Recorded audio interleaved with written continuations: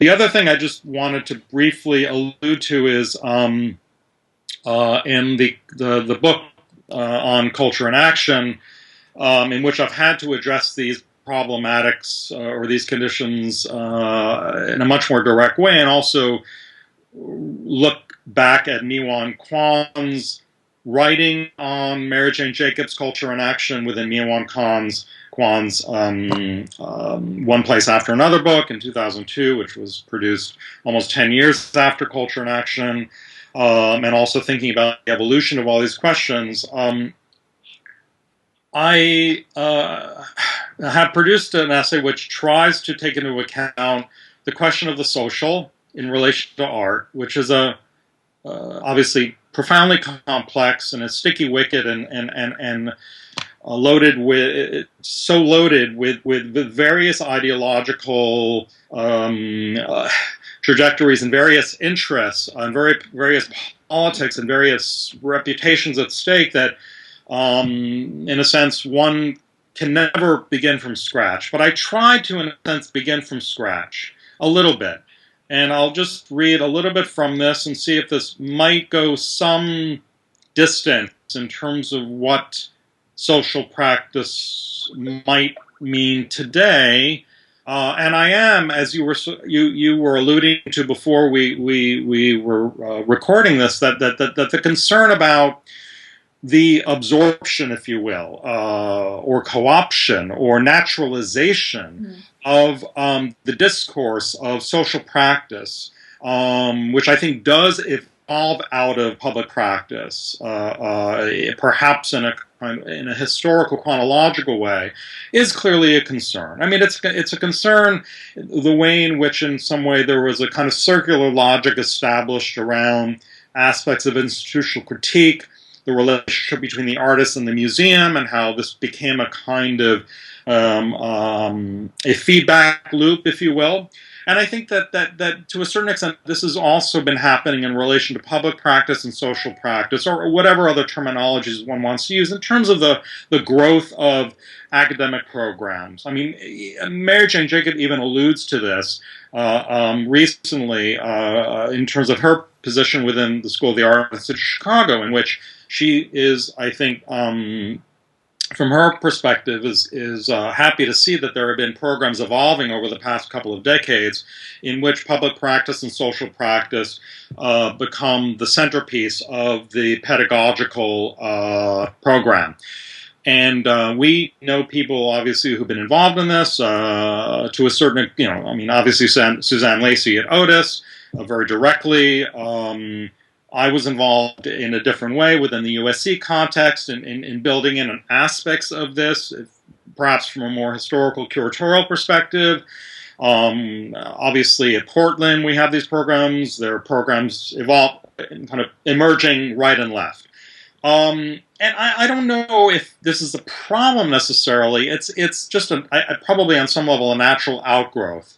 The question is what our expectations are in terms of the kinds of what these, let's say, graduate programs are producing. I mean, in terms of research, in terms of new forms of art, in terms of new types of artists, what the expectations are that we have from these programs, what the people who come out of these programs will discover in the world, so to speak. But let me just quickly read this, just a very short sample from my introduction to the Art as a Problem book, where I try to, from the Culture and Action book, where I try to unpack this a little bit.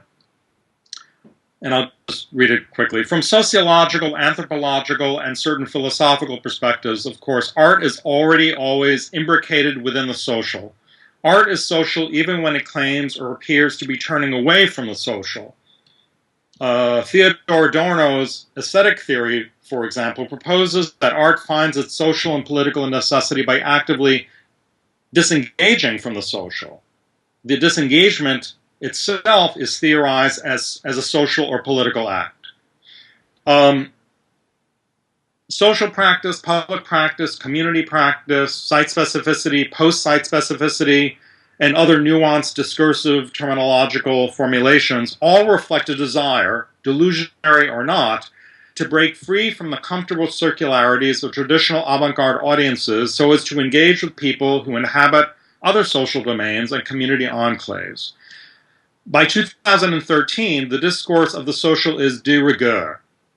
The term social, much like curator and to curate, has also become naturalized, or even hijacked, as a buzzword, utilized by a growing network of experts and specialists, as well as an increasing number of quasi-experts, rank amateurs, bon vivants, and dare I say, run-of-the-mill cultural tourists. Today, the social has become an aesthetic category, and the public the new avant-garde. Taking a more commonsensical approach, it is impossible to consider art, any sort of art, otherwise but is constituted within and through the social. Art is always socially constructed. Socially engaged art, which is probably not the de rigueur term anymore or phrase anymore, suggests a desire to move beyond the hallowed echelons of elite art culture, its exclusive societies and memberships, institutional constructs and value systems, into broader constituencies, values, and interests. In other words, towards a more demotic conception of art. That is, a repositioning or redistribution of art into the social demos. Participatory and collaborative art practices, or cooperative art practices, reflect an amplification and elevation of post-individual or post-autonomous, group-generated and collectively iterated procedures. These at least seem more social because they appear to be more directly the product of scaled-up, socialized processes in relation to autonomous art making, which, of course, is never fully autonomous anyway, given the elaborately interpersonal network of production, display, and socializing that is all embedded within the artist's practice, autonomous or otherwise. Art is intrinsically biosocial and biopolitical, whether it recognizes it or not. Anyway, that's just a short excerpt from the After All book that we'll be looking at, Culture in Action, and this other exhibition that I alluded to. These are more sort of general ruminations, and then I get into more specific unpacking of Culture in Action and its legacy and the various institutional constructions that have emerged out of that sort of early 90s moment.